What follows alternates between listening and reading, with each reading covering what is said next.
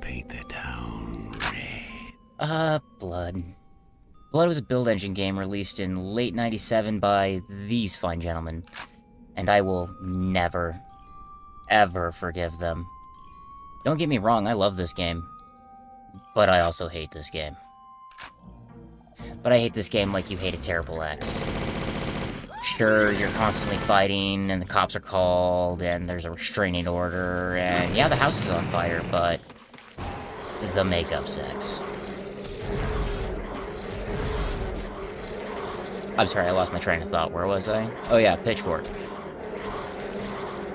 So yeah, Blood, great game. Shit. I'm not gonna fuck around. We got a lot of shit to cover, and we're just gonna get going, guys. A story, late 20s, religious cult led by this asshole, Chernobog. I don't get his deal. I don't think he gets his deal. He has 4 chosen followers, whatever. This asshole, Ophelia, and Caleb. I live again. Caleb's character, if you want to call it that, is a lunatic.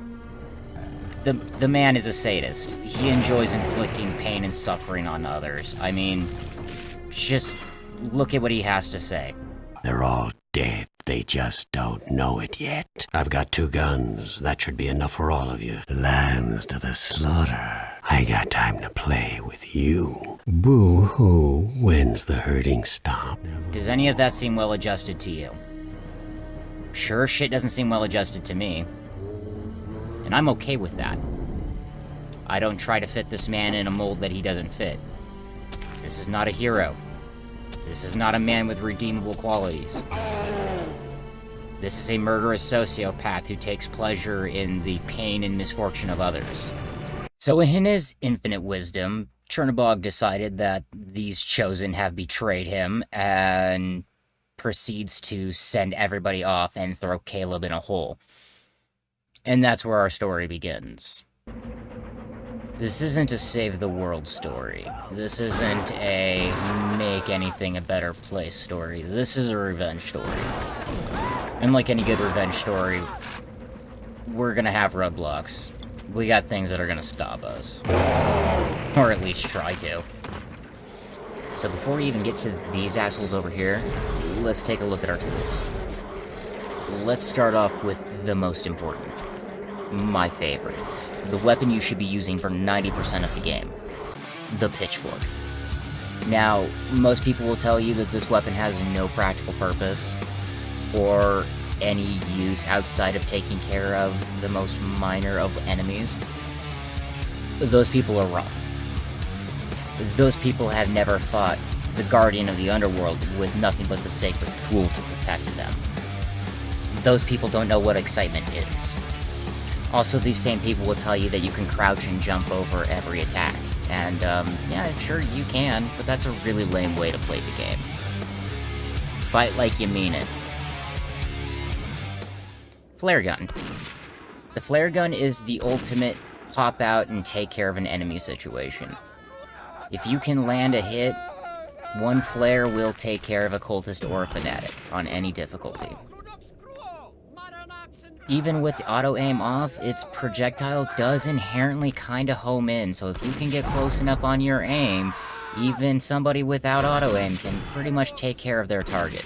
Also, the secondary fire is a war crime. Just look at it.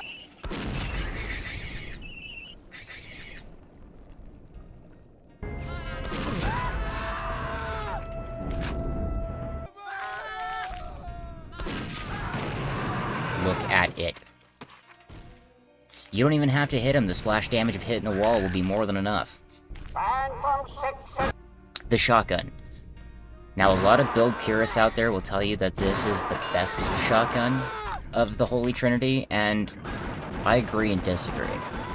I agree that it's the most reliable shotgun. Not the most fun, and not the best. I give that to Shadow Warrior shotgun. Sorry, that's not the contest we're having here. But in terms of a death dealer, it's just fine. It'll get the job done. The Tommy gun. I really wish this was as effective in my hands as it is in the Fanatic's hands. It's about really all I have to say about it. Its secondary fire can be useful for catching up a group of enemies, but honestly, I only use it when I don't want to waste shotgun ammo. The napalm launcher. Now this is the original war crime machine. One shot is pretty much all you need to deal with most things. Its secondary fire will wipe out a large crowd, and also possibly a third world country. I'm not entirely sure why it keeps playing Fortunate Son.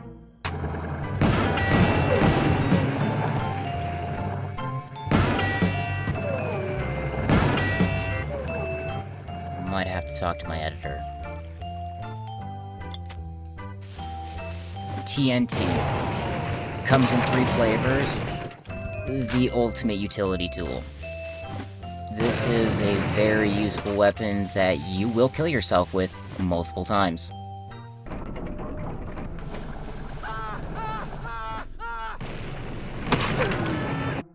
That's what the quick save is for. Elevator's busted.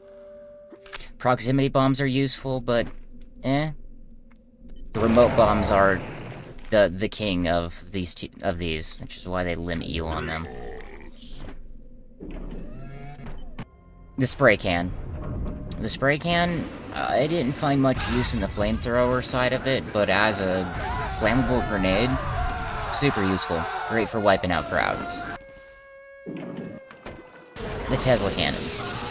I don't believe that this is what Nikola Tesla had in mind when he was designing whatever the fuck he was working on, but it can't exactly be far off either. Also, the pew. That's a design improvement. Fight me. The life leech. The life leech, I do like the life leech. It does a fairly decent job of lighting motherfuckers on fire. I do wish, however, it did stick with its original design of killing people and giving me health back. This game is kind of punishing. The voodoo doll. The voodoo doll, this is your sniper rifle. This is your point at it and forget about it. Its secondary fire does a shit ton of damage and is useful for bigger enemies. However, why do that when you have a perfectly good pitchfork in your inventory? Save that voodoo ammo for sniping hit scanners from a distance. One thing you'll notice about half of these weapons is that if you use them incorrectly, they will fucking kill you. And you have to use them incorrectly playing this goddamn game. How many times do you have to come this close to blowing yourself up in most games? Now let's move on to equipment. The doctor's bag. This is your good old med kit. You better tie this to a button that is real close to you. Jump boots. The jump boots, you can get in a lot of trouble with these things. They're great for getting into secrets, getting yourself into trouble, or out of trouble. Beast vision. Completely useless. The diving suit. You're not gonna see this one very often, but when you do, you should already expect bullshit. Then we got the power-ups. Invisibility. Does what it says on the tin. You can't be seen. And can't be seen as in, like, can't be seen, this isn't Doom. Reflective shots. I like to describe it like this.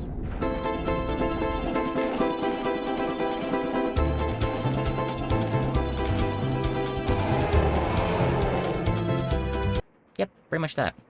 Invincibility. Again, says it on the tin.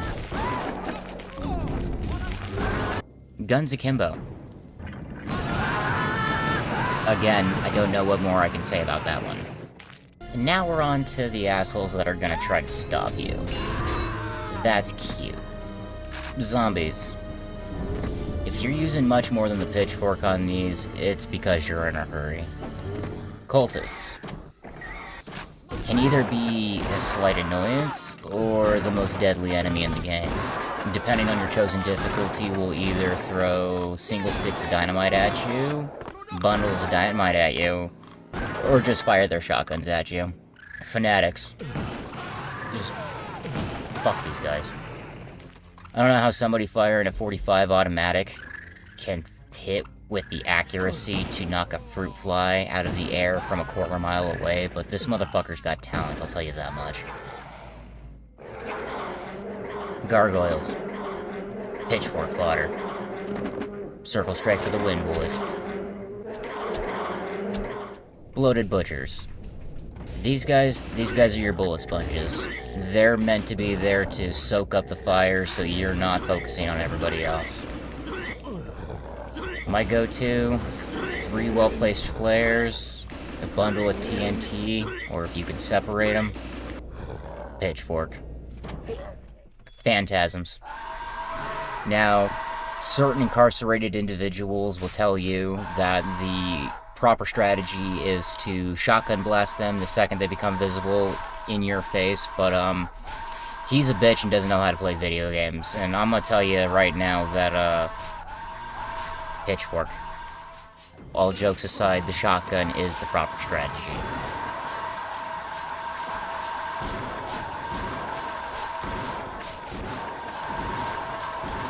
Gilbeys. I don't like gilbeys. They look goofy. I can't take them seriously.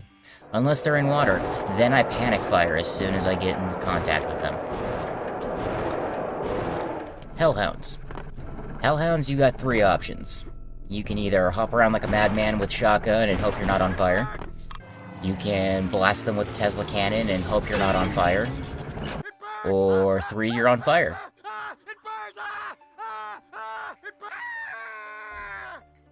And then we're on to the nuisance enemies. Rats. These fucking things. These take way too much health off you, hard to target. I recommend TNT. Or shotgun. Bone eels. Not worth your time or effort, just swim past them. If they do get in your way, just shotgun them. Choking hands. Oh, hell no!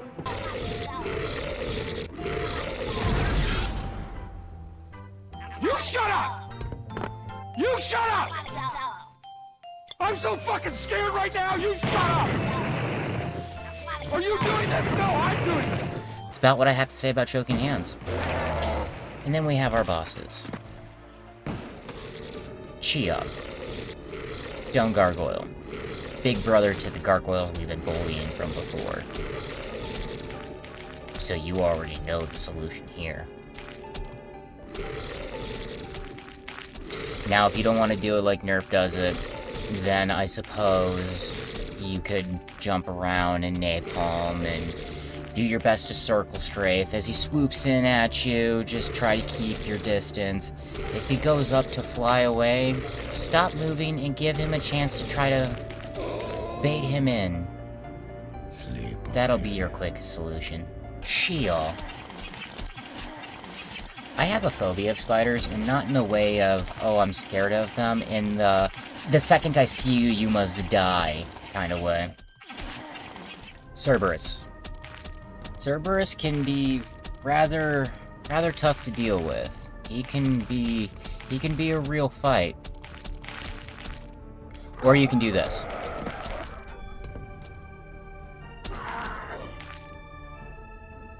Just saying. And then we have Chernobog. The big bad. Biggest bitch in the game.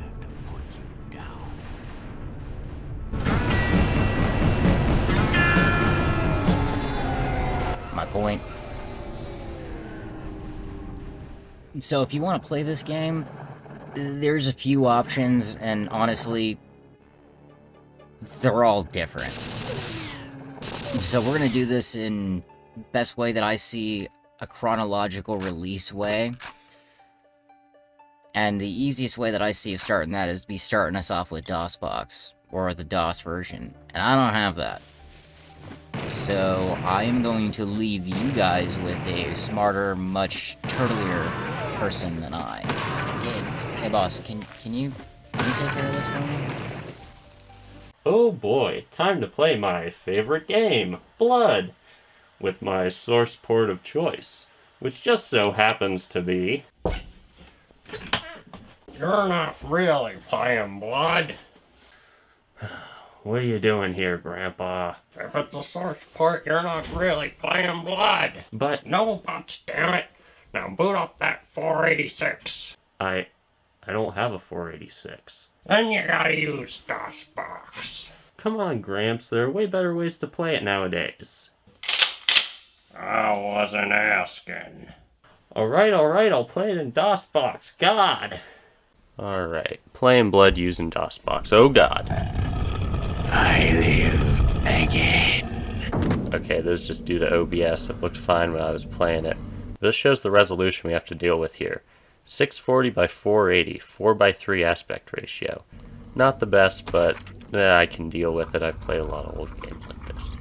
Hey, the cutscenes play, unlike most source ports. Welcome, my servants, my slaves. No, that's probably not a positive thing, actually. First major problem, the controls. It was still the 90s, so arrow keys to move and turn was not out of the ordinary, but attempting to rebind them shows the first problem. So most games, when you bind a key that's already in use, it unbinds it from whatever it was doing before. But not here. So let's say I make control crouch. Well, by default, control is shoot. So whenever I crouch, I also shoot, unless I bind shoot to some other key. Twice, since each option can have 2 keybinds. But hey, at least it saves your keybinds after you exit the game. That's more than can be said about games that came out long after this one. Alright, let me address the elephant in the room. The game looks pretty different. Compared to the source ports, it's super dark. Unless you turn the gamma up a bit, then it pretty much matches. While it does look cool in some sections, it can be hard to see stuff, and I only played the first level and a bit of the second, so I'm sure for some levels you need to close the curtain and turn off the lights to see what's going on. But I guess it makes the night vision more useful. I mean, really, who's ever actually used the night vision in this game? Anyone? Whenever I get close to a wall, the status bar flashes like this. Not sure if it's due to DOSBox, but it still doesn't look good. And after defeating this first zombie, I realized the worst problem with the DOS version of Blood. There is no vertical mouse look. Yeah, that's right, no vertical mouse look. The only way to look up or down is using home and end, or whatever keys you want. But you don't want to look up or down anyways, because the game warps like crazy. I mean, it's 2.5D, so there's not really any verticality. It's not really the game's fault, but this doesn't happen in the source ports, and that's what we're comparing this to. Now, because you can't look up or down, the game auto-aims, which means instead of sending the shot where you're aiming, it sends it to wherever the hell it wants to. Oh, nice, I got the shotgun. Let's use the alt fire to take out this zombie. Yeah, so right click is move forward. You can't rebind any of the mouse buttons. Alt fire has to be bound to a keyboard key. Ugh, God, this is unplayable. I don't know how you put up with all this, Gramps. Gramps? Huh, guess he left. Well, back to you, I guess. I appreciate you. You guys want to check him out? His link's gonna be in the doobly-doo. Again. Then we're on to GDX. This one's been around the longest, and honestly is the closest to the DOS version, and I don't like it. Something about looking up and down, and the feel of it, makes me kinda nauseous. Can't tell you why. I don't get motion sickness, and I don't usually have issues with games like this, but GDX does it to me. I'm sorry if that hurts your feelings, purist, but tough titties, this is my review, not yours, and I'm talking about my personal preferences, not yours. N-Blood. N-Blood is by far the easiest of the ports. I don't know why. Can't tell you why. It's the easiest. I think it might be because it's built off of Duke's code itself, but the reflex time, the response time of cultists just seems to be slower. Damage from explosives seems to be a little lower too. I mean, you'll still kill yourself if you blow yourself if you throw TNT in your face, but you know, that is a given. And then we have Fresh Supply. Fresh Supply is the easiest way to get a hold of the game, the most common way to get a hold of the game, and I don't recommend it. Don't get me wrong, I like Fresh Supply, but I really wish they had finished it. And it's got nothing to do with Night Dive. Fuck you, Atari. I hope it was worth the money, assholes. And then we have my personal favorite, Raze.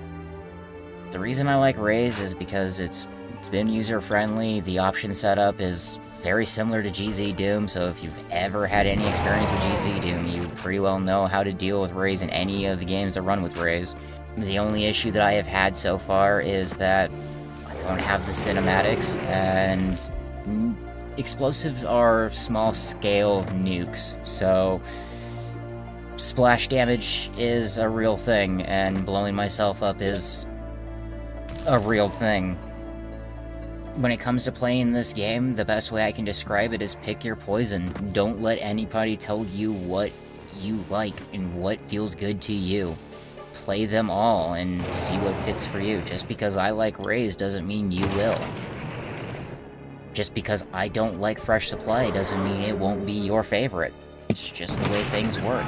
We're all people, we all like different things. There is one thing I will say about it, though, is we all need to quit fighting over these source ports and shut the fuck up. So when it comes to modding this game, I don't know shit. I'm not the person to ask. However, I do have somebody you can ask. This guy, right over here. Hey, you, come over here. Come, tell them about... Similarly to Doom and Duke Nukem 3D, Blood also has support for mods and user maps.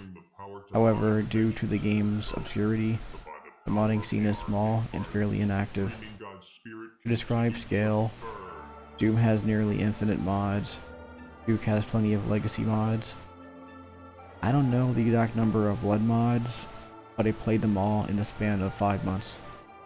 User maps tend to work on any source port, but certain mods are restricted to source ports.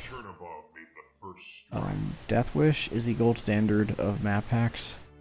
It contains 3 episodes full of atmospheric maps with great map design.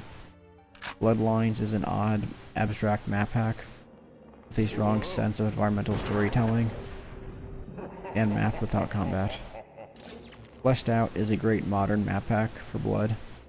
Compared to Death Wish, Fleshed Out levels are bigger with higher enemy count. In terms of pure gameplay mods, they're rare. Extra Crispy is a great gameplay mod that only works with Fresh Supply. Fresh Supply is not really big, so not many mods for that. There are some old weapon packs for Blood, but they only work with DOSBox, and that's also really inactive. Most modern map packs have good quality. However, singular maps tend to be bad either due to lack of talent or creativity. Lastly, there are a decent number of Blood-themed mods for Doom, such as Dead on Arrival, Bloom, Blood Dead Redemption, and Ultra Crispy.